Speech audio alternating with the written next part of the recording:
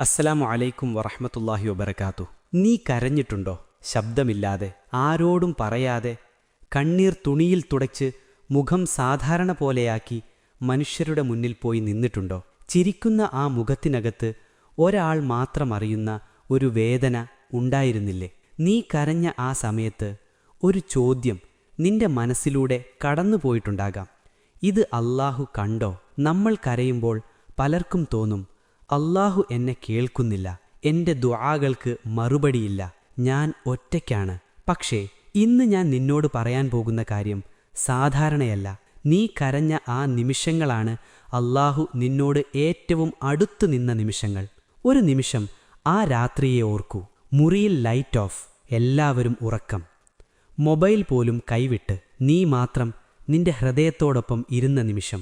നീ വലിയ ദുആകൾ പറഞ്ഞില്ല, വാക്കുകൾ പോലും വന്നില്ല, പക്ഷേ നിന്റെ കണ്ണുകൾ ഒരുപാട് പറഞ്ഞു. നീ മനുഷ്യരോട് പറയാത്ത വേദനകൾ നിന്റെ കണ്ണീർ അല്ലാഹുവിനോട് പറഞ്ഞു കഴിഞ്ഞു. നീ ഉച്ചത്തിൽ വിളിച്ചില്ലെങ്കിലും നിന്റെ മൗനം ഒരു ദുആയായിരുന്നു. കാരണം ചില ദുആകൾ നാവിൽ നിന്നല്ല, കണ്ണുകളിൽ നിന്നാണ് വരുന്നത്. പക്ഷേ ഇവിടെ ഒരു തെറ്റായ ധാരണയുണ്ട്. കരച്ചിൽ ദൗർബല്യമാണെന്ന്. ഈമാനുള്ളവർ കരയില്ല എന്ന് ചിലർ പറഞ്ഞു പഠിപ്പിച്ചു. പക്ഷേ നബി സല്ലല്ലാഹു അലൈഹി വസല്ലം കരഞ്ഞു. ഖുർആൻ കേട്ടപ്പോൾ അവരുടെ കണ്ണുകൾ നിറഞ്ഞു. ഉമ്മത്തിന്റെ അവസ്ഥയോർത്ത് അവർ കരഞ്ഞു.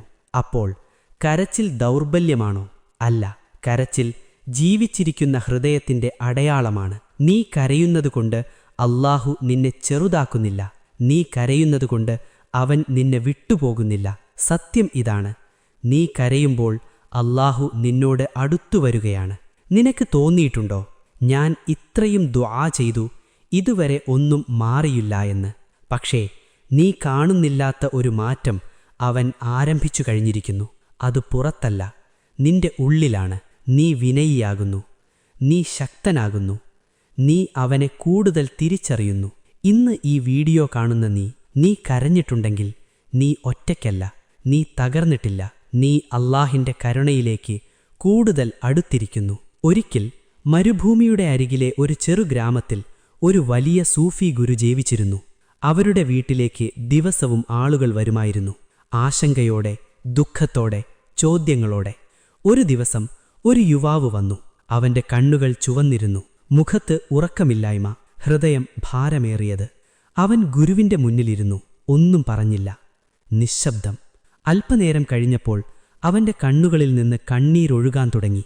അവൻ പറഞ്ഞു, ഉസ്താദ്, ഞാൻ എല്ലാം ചെയ്തിട്ടുണ്ട്, നമസ്കാരം, ദുആ, ദിക്ർ, എങ്കിലും എൻ്റെ മനസ്സ് ശാന്തമാകുന്നില്ല. ഞാൻ കരയുന്നു, പക്ഷേ ആശ്വാസമില്ല. സൂഫി ഗുരു അവനെ നോക്കി, കണ്ണുകളിൽ കരുണ, മുഖത്ത് ഒരു ചെറു പുഞ്ചിരി. അവൻ ചോദിച്ചു, നീ കരയുമ്പോൾ നീ ആരോടാണ് കരയുന്നത്? യുവാവ് ആശ്ചര്യപ്പെട്ടു, അല്ലാഹുവിനോടാണ്.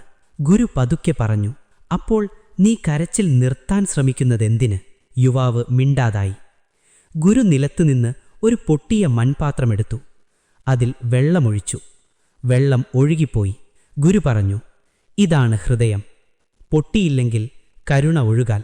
അവർ തുടർന്നു, നീ കരയുമ്പോൾ അല്ലാഹു നിന്നെ തകർക്കുന്നില്ല, അവൻ നിന്നെ തുറക്കുകയാണ്. ഗുരു അവന്റെ തലയിൽ കൈവച്ചു പറഞ്ഞു, നീ അനുഭവിക്കുന്ന ഈ വേദന ശിക്ഷയല്ല, തയ്യാറെടുപ്പാണ്. മഴ വീഴുമ്പോൾ മണ്ണ് ചെളിയാകുന്നു, പക്ഷേ അതിലൂടെയാണ് വിത്ത് മുളയ്ക്കുന്നത്. അന്ന് യുവാവ് സന്തോഷത്തോടെ പോയില്ല, പക്ഷേ ശാന്തിയോടെ പോയി. വർഷങ്ങൾക്ക് ശേഷം ആ യുവാവ് തന്നെ ഒരു ഗുരുവായി. ഒരു ദിവസം അവന്റെ അടുത്തു വന്ന ശിഷ്യൻ ചോദിച്ചു, ഉസ്താദേ, ഞാൻ കരയുന്നു, അത് ദുർബലതയാണോ? അവൻ പുഞ്ചിരിച്ചു പറഞ്ഞു, അല്ല, അത് വിളിയാണ്. കരയുന്ന ഹൃദയം ജീവനുള്ള ഹൃദയമാണ്. അല്ലാഹു ഏറ്റവും അടുത്തിരിക്കുന്ന സമയം നിന്റെ കണ്ണുകളിൽ കണ്ണീർ നിറഞ്ഞിരിക്കുന്ന ആ നിമിഷമാണ്. നീ കരയുമ്പോൾ അല്ലാഹു എന്തു ചെയ്യുന്നു എന്നറിയാമോ? ഇപ്പോൾ ഈ നിമിഷം എവിടെയോ ഒരാൾ നിശബ്ദമായി കരയുന്നുണ്ടാകും. ശബ്ദമില്ലാതെ, ആരും കാണാതെ അവൻ ചിന്തിക്കുന്നുണ്ടാകും, അല്ലാഹു എന്നെ കാണുന്നുണ്ടോ? എൻ്റെ വേദന അവൻ അറിയുന്നുണ്ടോ? മനുഷ്യൻ കാണാത്തത് അല്ലാഹു കാണുന്നു. മനുഷ്യർ നിന്റെ ചിരി കാണും, നിന്റെ ശക്തി കാണും, പക്ഷേ നിന്റെ കണ്ണീർ, അത് പലപ്പോഴും മനുഷ്യർ കാണില്ല. പക്ഷേ അല്ലാഹു നീ കരയുന്ന നിമിഷം കാണുന്നു. നീ ഒരു വാക്കുപോലും പറയാതെ കരഞ്ഞാലും അല്ലാഹു അത് കേൾക്കുന്നു. പ്രവാചകൻ മുഹമ്മദ് നബി സല്ലല്ലാഹു അലൈഹി വസല്ലം കരഞ്ഞിട്ടുണ്ടോ? അതെ, മകനെ നഷ്ടപ്പെട്ടപ്പോൾ അദ്ദേഹത്തിന്റെ കണ്ണുകൾ കണ്ണീർ നിറഞ്ഞു. അവർ ചോദിച്ചു, യാ റസൂലല്ലാ, നിങ്ങൾ പോലും കരയുന്നുവോ? പ്രവാചകൻ നബി സല്ലല്ലാഹു അലൈഹി വസല്ലം പറഞ്ഞു, ഹൃദയം ദുഃഖിക്കുന്നു, കണ്ണുകൾ കണ്ണീരൊഴുക്കുന്നു. ഇത് നമുക്ക് നൽകുന്ന ഒരു വലിയ ആശ്വാസമാണ്. കരച്ചിൽ ദുർബലതയല്ല, ഇത് വളരെ ആഴമുള്ള ഒരു സത്യമാണ്. നീ കരയുമ്പോൾ അല്ലാഹു നിന്നിലേക്ക് കൂടുതൽ സമീപിക്കുന്നു. ഇതൊരു കവിതയല്ല, ഇത് ഖുർആനും ഹദീസും പഠിപ്പിക്കുന്ന യാഥാർത്ഥ്യമാണ്. ഇത് ശാന്തമായി ആഴത്തിൽ വിശദീകരിക്കാം. അല്ലാഹു സ്ഥലത്താൽ അടുത്തുവരുന്നു എന്നതല്ല ഇതിന്റെ അർത്ഥം. അല്ലാഹു സമയത്തിന്റെയോ ദൂരത്തിന്റെയോ പരിധിയിൽപ്പെടുന്നവനല്ല. ഇവിടെ സമീപമെന്നത് കരുണയിൽ സമീപം, ശ്രദ്ധയിൽ സമീപം, സഹായത്തിൽ സമീപം, മറുപടിയിൽ സമീപം. ഖുർആൻ എന്തു പറയുന്നു? നിന്നോട് എന്റെ ദാസന്മാർ എന്നെപ്പറ്റി ചോദിച്ചാൽ ഞാൻ അവർക്കേറ്റവും അടുത്തുള്ളവനാകുന്നു എന്നു പറയുക. സൂറ അൽ ബഖറ 2:186. ശ്രദ്ധിക്കുക, അല്ലാഹു നേരിട്ട് പറയുന്നു, ഞാൻ അടുത്തവനാണ്. വേദന അല്ലാഹുവിനെ സമീപിപ്പിക്കുന്നതെങ്ങനെ? നീ സന്തോഷത്തിലായിരിക്കുമ്പോൾ സ്വയം മതിയെന്ന തോന്നൽ വരും, ഹൃദയം അശ്രദ്ധയിലാകും. പക്ഷേ നീ വേദനയിലായിരിക്കുമ്പോൾ ഹൃദയം തകർന്നിരിക്കും, അഹങ്കാരം പൊളിയും, ആശ്രയം ഒന്നിലേക്ക് ചുരുങ്ങും. അപ്പോൾ ഹൃദയം അല്ലാഹുവിലേക്ക് തുറക്കപ്പെടുന്നു. ഇതാണ് സമീപതയുടെ വാതിൽ. പ്രവാചകൻ നബി സല്ലല്ലാഹു അലൈഹി വസല്ലം പറഞ്ഞ ഹദീസിൽ അല്ലാഹു പറയുന്നു, എന്റെ ദാസൻ എന്നോട് ഒരു പടി അടുത്തു വന്നാൽ ഞാൻ അവനോട് 10 പടി അടുത്തുവരും. അവൻ നടക്കി വന്നാൽ ഞാൻ ഓടിവരും. ഇത് അല്ലാഹുവിന്റെ കരുണയുടെ ഭാഷയാണ്. നീ കരയുന്നത് തന്നെ ഒരു നടപ്പാണ് അവന്റെ ദിശയിലേക്ക്. കണ്ണീർ ദുആയുടെ മറ്റൊരു രൂപം. നിനക്ക് പറയാൻ വാക്കുകളില്ലെങ്കിൽ പോലും കണ്ണീർ വീഴും, ശ്വാസം മുറിയും, നെഞ്ചു നിറയും. അത് ദുആയുടെ ശബ്ദമില്ലാത്ത രൂപമാണ്.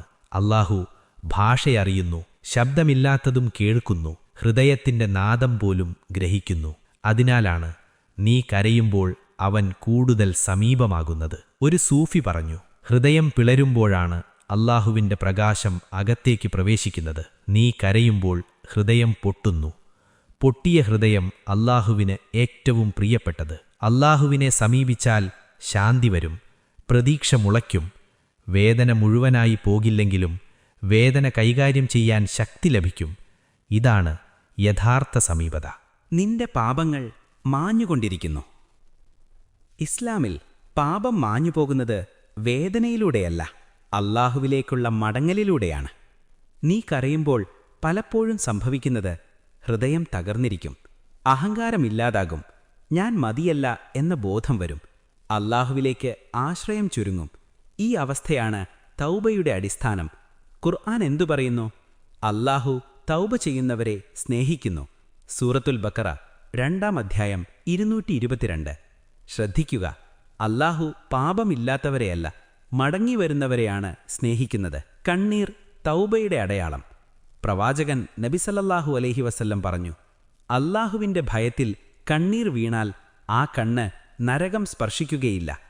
സത്യസന്ധമായ കണ്ണീർ പാപങ്ങളെ കഴുകിക്കളയുന്നു. പാപം കട്ടിയുള്ള ഹൃദയത്തിലാണ് പിടിച്ചു നിൽക്കുന്നത്.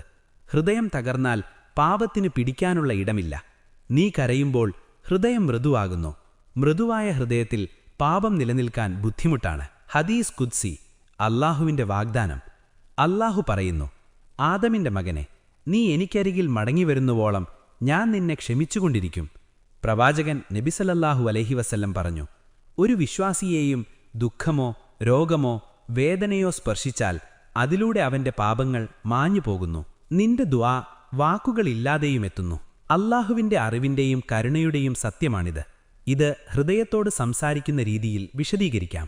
നമ്മൾ കരുതുന്നു ദുആ എന്നാൽ കൈ ഉയർത്തി വാക്കുകൾ പറയണം. പക്ഷേ ഇസ്ലാം പറയുന്നു, ദുആ ആദ്യം ഹൃദയത്തിന്റെ നിലയാണ്, വാക്കുകൾ പിന്നീട്. നിനക്ക് പറയാൻ കഴിയാത്തതുപോലും അല്ലാഹു അറിയുന്നു. ഹൃദയത്തിന്റെ നിലവിളി. നീ കരയുമ്പോൾ നെഞ്ചു നിറയും, ശ്വാസം മുട്ടും, വാക്കുകൾ മുറിയും. ഒരു ഹദീസിന്റെ അർത്ഥത്തിൽ, എന്റെ ദാസൻ എന്നെ വിളിക്കുമ്പോൾ ഞാൻ അവന്റെ സമീപത്താണ്. വിളിക്കൽ വാക്കുകളായിരിക്കണമെന്നില്ല, ഹൃദയത്തിന്റെ തിരിഞ്ഞുനിൽപ്പും ഒരു വിളിയാണ്. ഒരു സൂഫി പറഞ്ഞു, നിന്റെ നിശബ്ദതയിൽ പോലും അല്ലാഹു നിന്റെ പ്രാർത്ഥന കേൾക്കുന്നു. കാരണം നിശബ്ദത എന്നാൽ വിനയം, വിനയമെന്നാൽ സമീപത. ശബ്ദമുള്ള ദുആ അല്ല, ഭംഗിയുള്ള വാക്കുകളല്ല, സത്യസന്ധമായ ഹൃദയം. അതിനാലാണ് നിന്റെ കണ്ണീർ, നിന്റെ മൗനം, നിന്റെ ആശയക്കുഴപ്പം എല്ലാം ദുആ ആയി എത്തുന്നത്. നിന്റെ ഹൃദയം ശുദ്ധമാകുന്നു. ഇതൊരു സുന്ദര വാക്കല്ല, ഇസ്ലാമിലെ ആത്മീയ ശാസ്ത്രത്തിന്റെ അടിസ്ഥാന സത്യമാണ്. ഇത് ആഴത്തിൽ ശാന്തമായി വിശദീകരിക്കാം. ഹൃദയം, ഖൽബ്, ഇസ്ലാമിലെ കേന്ദ്രം. ഇസ്ലാം മനുഷ്യനെ ശരീരം, മനസ്സ്, ആത്മാവ് എന്നല്ല കാണുന്നത്. ഹൃദയം, ഖൽബ് എന്നതാണ് കേന്ദ്രം. പ്രവാചകൻ നബിസല്ലല്ലാഹു അലൈഹി വസല്ലം പറഞ്ഞു, ശരീരത്തിൽ ഒരു മാംസ കഷ്ണമുണ്ട്. അത് ശുദ്ധമായാൽ ശരീരം മുഴുവൻ ശുദ്ധമാകും. അത് ദുഷിതമായാൽ ശരീരം മുഴുവൻ ദുഷിതമാകും. അതാണ് ഹൃദയം.